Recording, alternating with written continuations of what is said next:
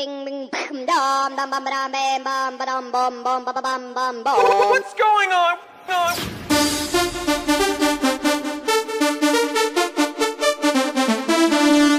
Ding ding.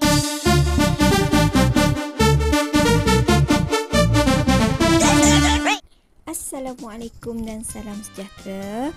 Pada hari ini kita akan mempelajari mata pelajaran Bahasa Melayu tahun 1.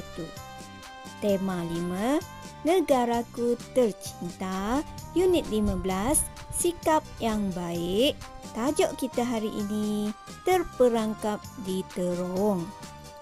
Objektif pembelajaran, pada akhir pembelajaran dan permudahcaraan, murid dapat yang pertama, membaca dan memahami cerita.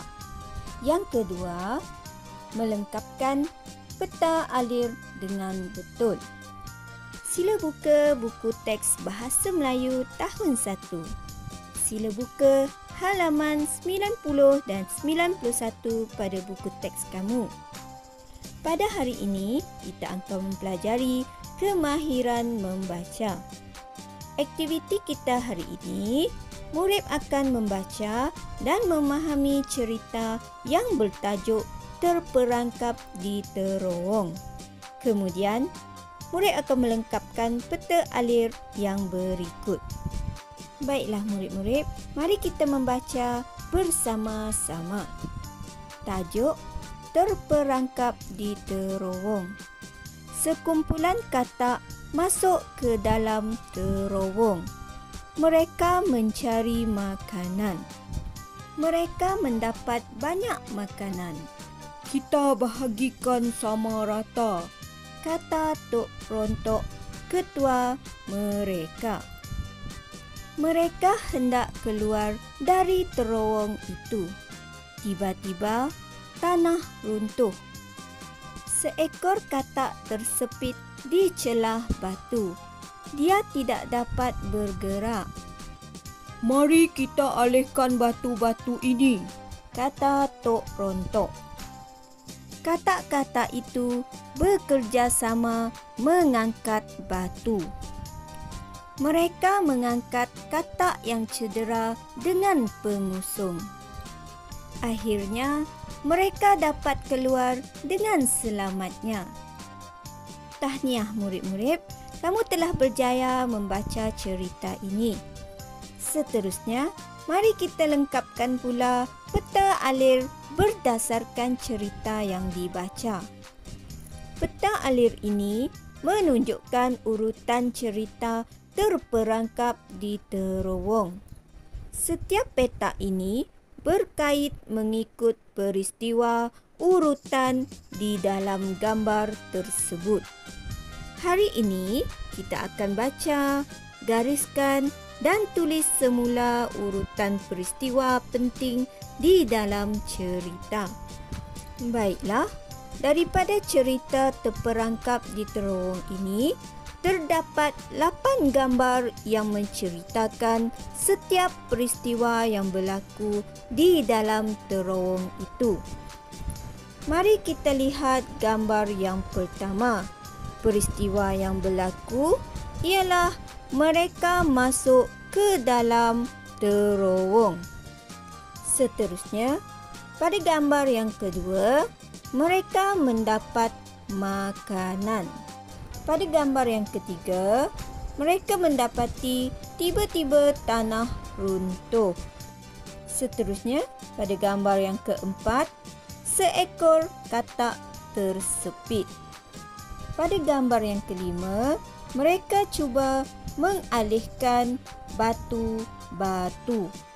Gambar yang keenam, mereka bekerjasama mengangkat batu. Seterusnya, pada gambar yang ketujuh, mereka mengangkat katak yang cedera dengan pengusung. Dan pada gambar yang terakhir, iaitu gambar yang ke-8, mereka dapat keluar. Baiklah, setelah kita baca dan gariskan perkataan yang merupakan kata kunci untuk cerita terperangkap di terowong, mari kita masukkan kata kunci tersebut ke dalam peta alir. Kata kunci yang pertama, masuk ke dalam terowong.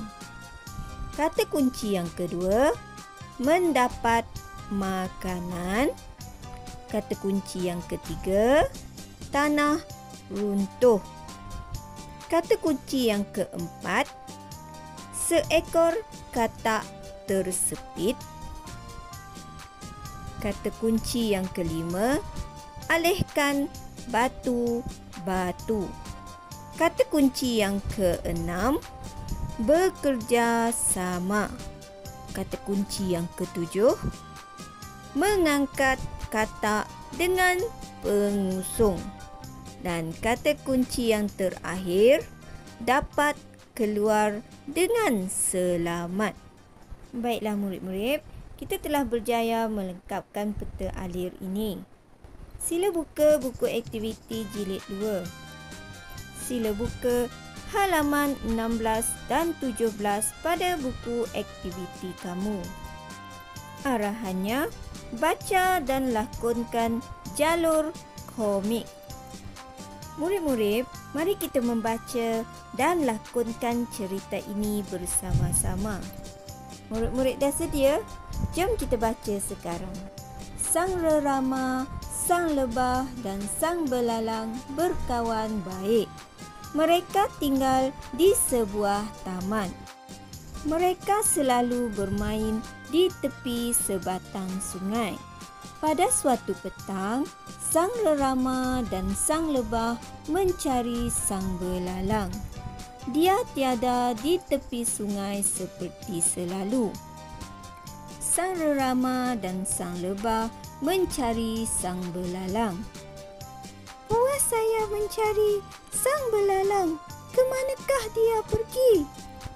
Entahlah sang rerama, saya juga tidak bertemu dengannya.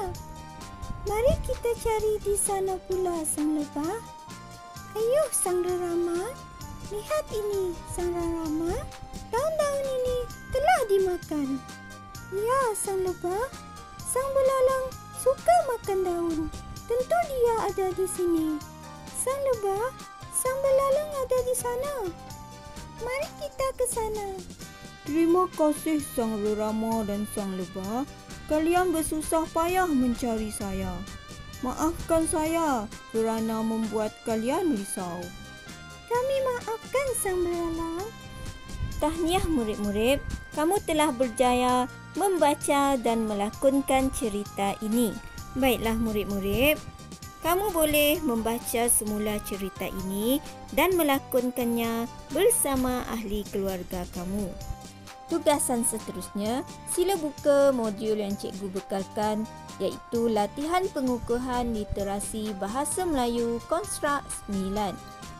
Latihan pengukuhan literasi Bahasa Melayu yang pertama. Arahannya, tulis semula perkataan di bawah. Di sini, murid diminta untuk menulis semula perkataan tersebut ke dalam ruangan yang disediakan. Murid perlu tulis perkataan yang ada bunyi nga, iaitu nganga, singa, bunga, ngarai, ngajat.